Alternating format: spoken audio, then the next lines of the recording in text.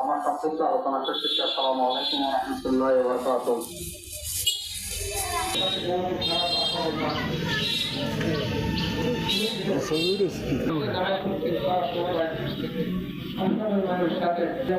আমি সর্বশেষ তার সাথে সোমবারে দেখা হয়েছি। সোমবারে দেখা হওয়ার পরে আমাদের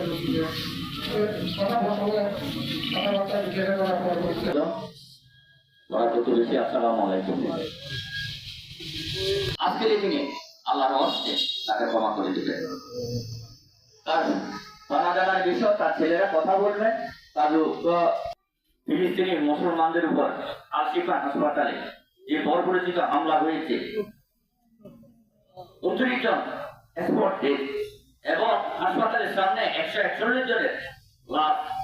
উপস্থিত গ্রামবাসী, উপস্থিত আমার আত্মীয় স্বজন, এলাকার গৌতমের জীবন আলমগণ, হারিজগণ, আসসালামু আলাইকুম।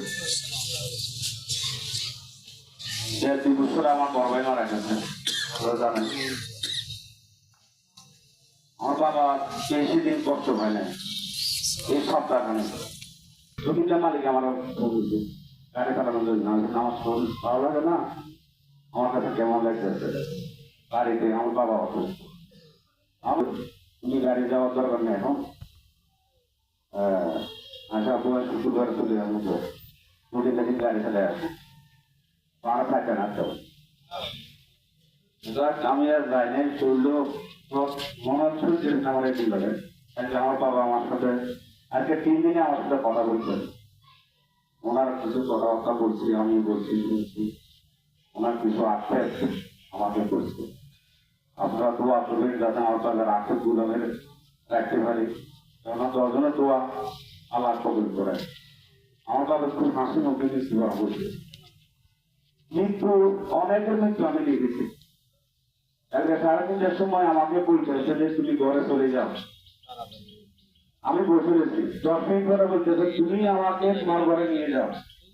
তখন আমার বাবাকে বড় হয়েছি, 1 ঘন্টা পরে আমার বাবা আমার ফলে মারে, তো টানাও দেয় না একদিন মানুষের। যাক, আপনারা আমার বাবার জন্য দোয়া করবেন।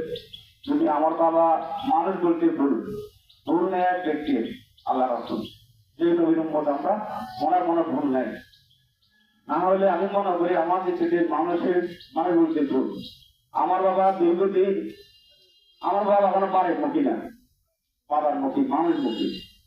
আমার বাবা যদি চলাফেরা যদি কোন রকম কারণ মনে করতে যায়, এটাকে আল্লাহ রাস্তায় যে দিনের মধ্যে আপনাদের সামনে আমরা মাফ করে দিচ্ছি। আমি আমার বাবার শব্দ থেকে আমি মাফ করে দিয়েছি। আর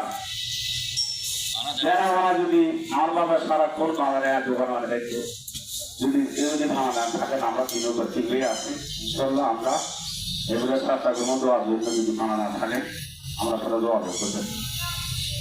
আর আমি আর বেশি কিছু বলবো না, আমার বাবার জন্য দোয়া করবেন, আর আমরা জন্য আমার জন্য দোয়া করবেন যাতে আমি সুস্থ জ্ঞানের সুস্থ